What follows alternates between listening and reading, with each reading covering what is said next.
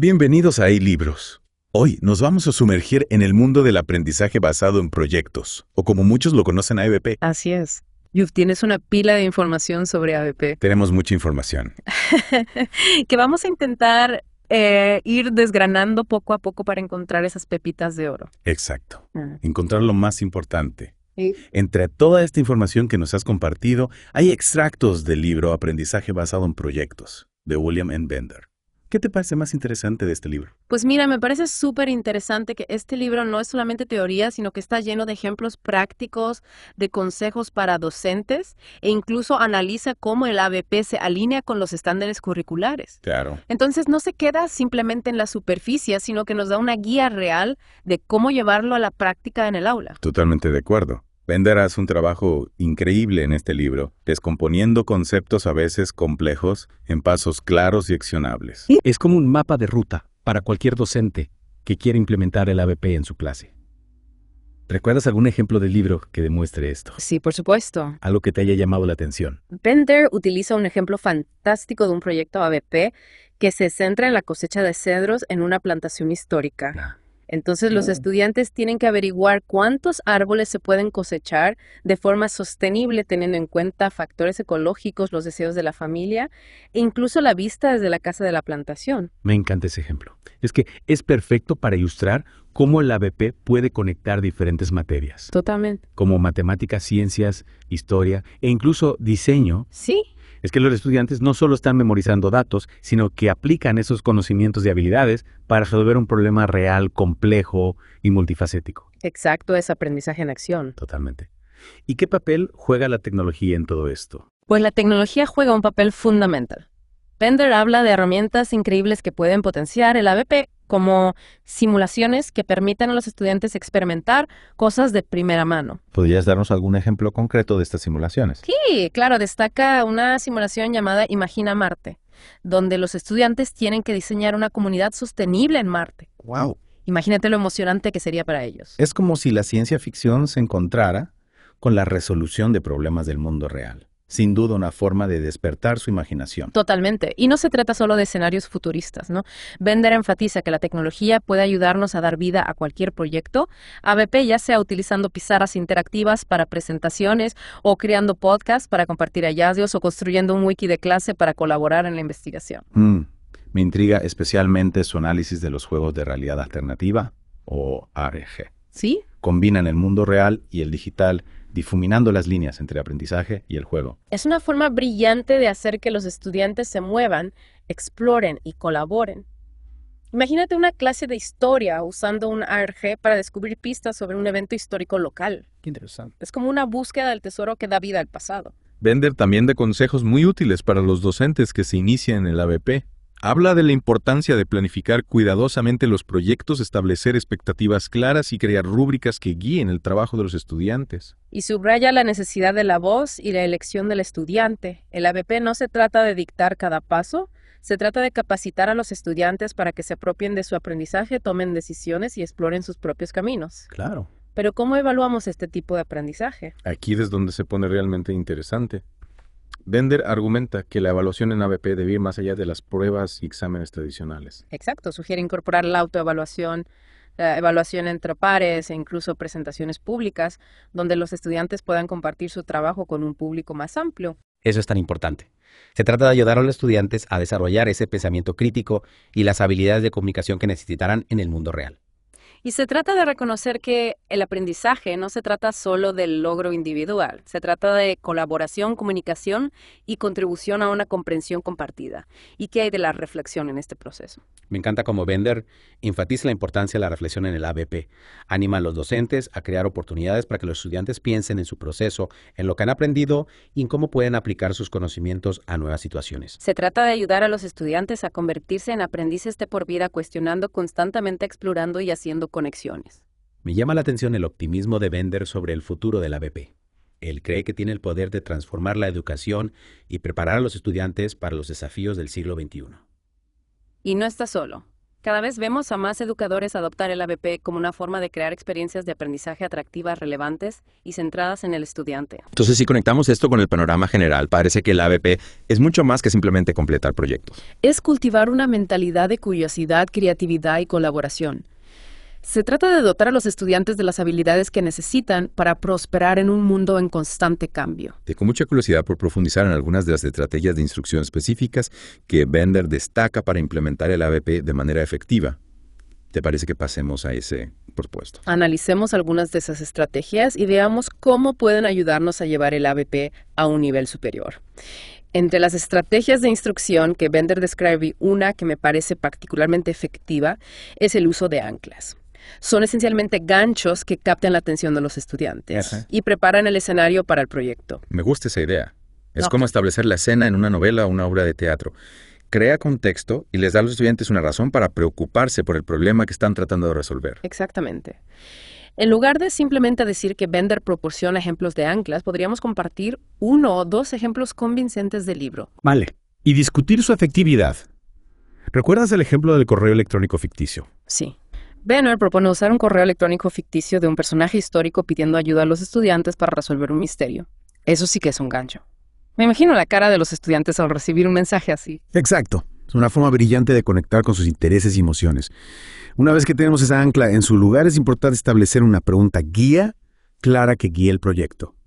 Esta pregunta debe ser abierta, desafiante y despertar la curiosidad genuina en los estudiantes. Bender insiste en que la pregunta guía debe ser el corazón del proyecto.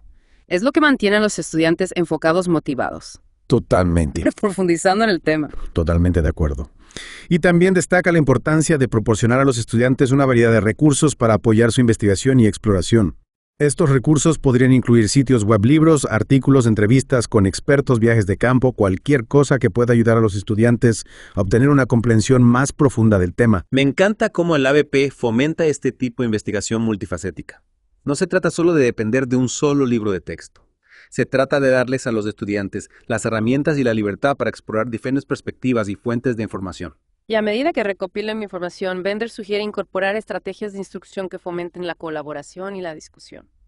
Habla sobre el uso de técnicas como piensa, par, comparte, donde los estudiantes primero reflexionan individualmente, luego discuten sus ideas con un compañero y finalmente comparten sus puntos de vista con toda la clase. Esa es una estrategia de aprendizaje cooperativo tan clásica. Es una excelente manera de involucrar a todos, incluso a aquellos estudiantes que podrían dudar en hablar en un grupo grande. Y no se trata solo de compartir ideas, se trata de escuchar diferentes perspectivas, desafiar suposiciones y construir una comprensión compartida a través del diálogo. Bender también enfatiza la importancia del aprendizaje visual. Sugiere usar organizadores gráficos, mapas conceptuales y otras herramientas visuales para ayudar a los estudiantes a organizar sus pensamientos, hacer conexiones y presentar sus hallazgos de una manera clara y atractiva. Las imágenes pueden ser increíblemente poderosas para todos los estudiantes, especialmente para aquellos que pueden tener dificultades con los enfoques tradicionales basados en texto. Una imagen realmente puede valer más que 1000 palabras. Y en el mundo digital actual, hay tantas formas de incorporar imágenes al ABP. Los estudiantes pueden crear videos, presentaciones de diapositivas, infografías, incluso simulaciones interactivas. Exactamente. Y Bender nos recuerda que el ABP no se trata solo de crear un producto final. Se trata de todo el proceso de investigación, colaboración, resolución de problemas y reflexión. Entonces la evaluación en ABP debe reflejar eso, ¿verdad? No se trata solo de calificar el proyecto final. Claro. Se trata de evaluar el crecimiento y el aprendizaje de los estudiantes a lo largo del camino. Precisamente. En lugar de simplemente mencionar varios métodos de evaluación, podríamos profundizar en cómo se aplican específicamente en el ABP. Pensemos en cómo evaluar la colaboración en un entorno ABP. Claro. ¿Qué podríamos hacer en lugar de simplemente asignar una calificación grupal? Podríamos hacer que los estudiantes evalúen las contribuciones de cada uno utilizando una rúbrica centrada en la comunicación, la resolución de problemas y la escucha activa. De esta manera, la evaluación se vuelve más integral y formativa. Me parece una excelente idea.